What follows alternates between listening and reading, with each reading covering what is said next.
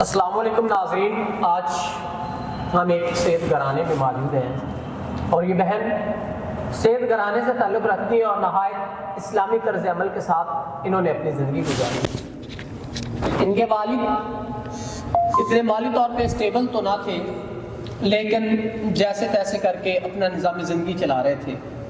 ان کے والد کے جو بھائی تھے انہوں نے کچھ پیسے ان کو دیے ہوئے تھے، لیکن ان کے والد کی وفات کے بعد انہوں نے ان سے مطالبہ شروع کر دیا کہ آپ ہمارے پیسے دیں، ادروائز ہم آپ کے گھر پہ قبضہ کر لیں گے، اور انہوں نے کر بھی لیا۔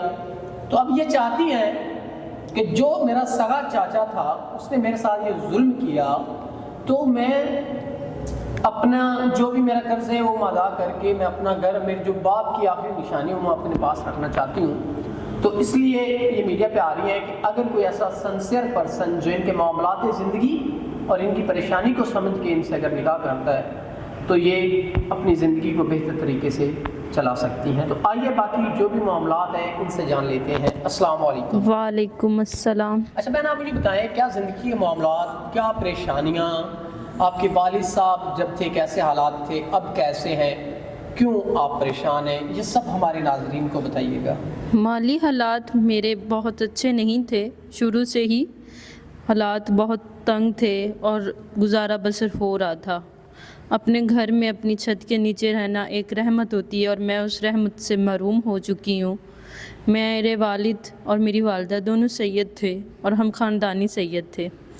میرے والد اور میری والدہ دونوں کی وفات ہو گئی کیونکہ حالات تنگ دستی بہت زیادہ تھی، ان کے علاج تک بھی پیسے نہیں تھے۔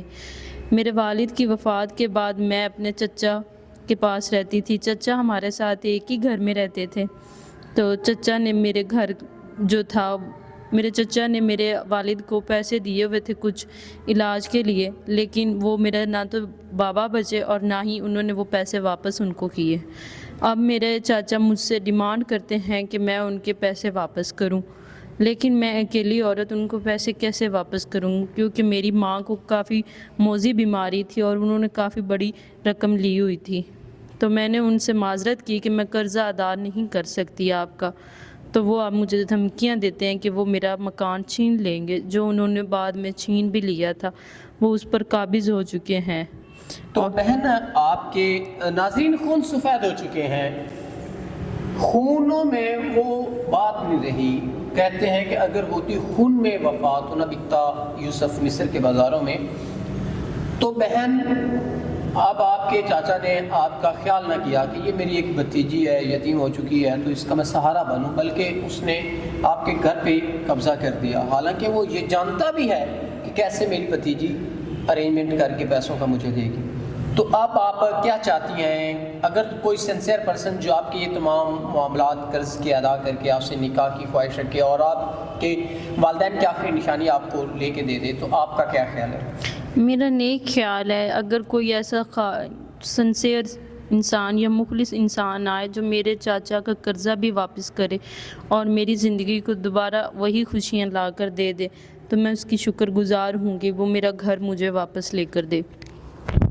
ناظرین، اگر کوئی سنسیئر پرسن جو اس بہن کے معاملات زندگی اور پریشانیوں کو حل کرتے ہوئے کوئی نکاح کرنا چاہتا ہے تو وہ ضرور کرے تاکہ ان کی عزت بچ سکے۔ تو اسی کے ساتھ اپنے میزبان نواب احمد کو دیں اجازت۔ خدا حافظ۔